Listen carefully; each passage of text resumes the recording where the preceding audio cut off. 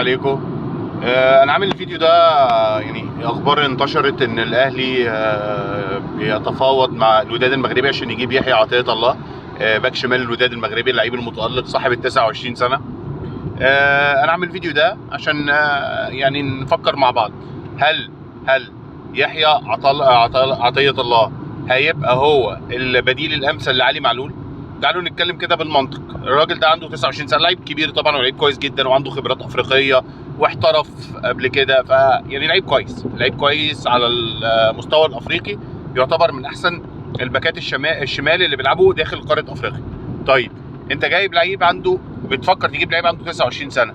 علي معلول دلوقتي اعتقد عنده 32 او 33. طيب علي معلول لو اتكلمنا قدامه ان شاء الله سنتين في البيك فورم بتاعته، يعني انت بتتكلم سنتين مثلا، وبعد كده طبيعي مستواه هيبدا ينزل عشان السن. طبعا ان شاء الله علي معلول يكمل معانا لحد ما يعتزل جوه الاهلي ويشتغل كمان جوه الاهلي، بس انا بتكلم بقى كوره دلوقتي. طيب انت في الوقت ده يحيى عطية الله هيبقى عنده 29 سنه، هيبقى عنده 31 بعد سنتين. هل هيديك نفس اللي انت هتبقى عايزه كبديل لعلي معلول؟ اعتقد لا. ليه؟ انت دلوقتي علي معلول هيبطل عنده 35، يحيى عطية الله هيكون احتياطي وهيكون بيلعب بالتبادل معاه، هيكون عنده حاليا هيبقى في الفتره دي عنده 31 سنه. هل هيبقى ده هو اللي انت مستنيه ان انت يبقى بديل لعلي معلول؟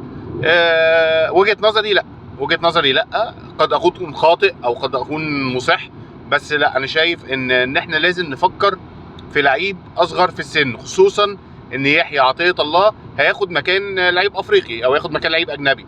فانت بتتكلم كده، انت بتشغل بمركز واحد اللي هو الباك الشمال 2 لعيبه اجانب اللي هو علي معلول ويحيى عطية الله.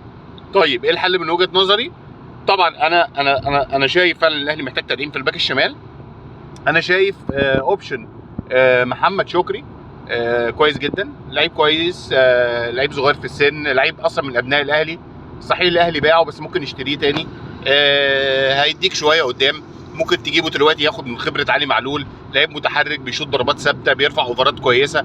فانا شايف ان محمد شكري اللي هو حاليا بيلعب في سيراميكا كليوباترا، لا انا شايف ان محمد شكري هيبقى بيتر اوبشن اكتر من يحيى عطية الله، وده بسبب السن وبسبب حته ان انت ما تحصرش 2 لعيبه اجانب في حته الباك الشمال.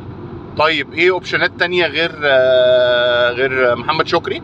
عندنا محمد حمدي، برضو ده يعتبر من انسب البدلاء. هو مش صغير بس في نفس الوقت مش هياخد لعيب مكان اجنبي، هو بيلعب في المنتخب، عنده خبره دوليه مش بطاله. طبعا احسن اوبشن من وجهه نظري واتمنى ان ده يحصل، بس انا شايف ان ده صعب جدا، احمد فتوح احسن باك شمال مصري من فتره، في اخر مثلا انا بتكلم باك شمال مصري في اخر 10 سنين. احمد فتوح احسن باك شمال مصري، يعني من بعد سيد معوض ما جالكش باك شمال زي احمد فتوح في مصر. لعيب صغير في السن، اعتقد عنده 25 سنه، عنده ثقه في نفسه كبيره جدا. شفنا ازاي بيلعب، شفناه مثلا في ماتش المغرب عمل ماتش بيرفكت على اشرف حكيمي، خلى اشرف حكيمي يكره الكوره. قدراته الدفاعيه هايله، قدراته الهجوميه هايله، حط تحتيها 100 خط. احنا شايفين دلوقتي مدرب الزمالك موظفه ازاي، موظفه تقريبا جناح شمال او بيلعب ناحيه الشمال في نص الملعب، يعني مش بيلعب باك شمال. بيجيب لك اجوان، جاب امبارح جون قدام في ماتش فاركو، بيشوط شويط، بيرفع اوفرات كويسه.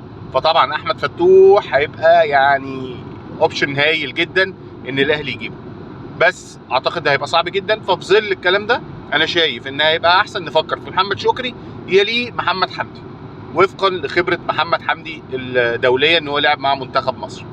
بس كده، دي كانت وجهه نظري في موضوع يحيى عطية الله. طبعا بقولها تاني مع احترامي لقدرات يحيى عطية الله الكبيره، بس دي وجهه نظري. اتمنى تكتبوا لي في الكومنتات انتوا شايفين هل انا وجهه نظري صح ولا انتوا رايكم ايه. شكرا جدا، وكان معاكم مروان من قناه خط دفاع الاهلي. سلام.